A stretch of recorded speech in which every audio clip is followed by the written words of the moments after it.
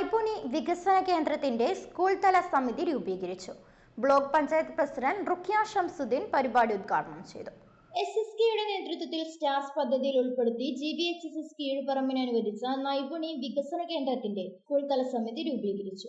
MLA PK Basheer മുഖ്യ രക്ഷാധികാരിയായ സമിതിയാണ് രൂപീകരിച്ചത്.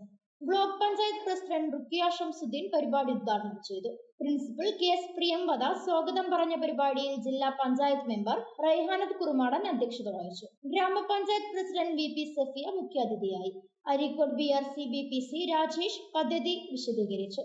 Block panchayat member Ratnakumari Ramakrishnan, PTA president Jumailath, SMC chairman ME Fasal, VHSC principal Praveen, വിദ്യാഭ്യാസ standing committee chairperson Jamsheera Banu, ward member Thasleena Shabeer എന്നിവർ ആശംസകൾ അർപ്പിച്ചു. PTA vice president Afsal Babu, SPG chairman Nisam V, PTA അംഗങ്ങളായ അൻവർ KT, റഫീഖ് ബാബു, MM മുഹമ്മദ്, മുനാദിർ തുടങ്ങിയവർ സംസാരിച്ചു. ഹെഡ് മാസ്റ്റർ സുരേഷ് നന്ദി പറഞ്ഞു. News bureau, കീഴ്പറമ്പ.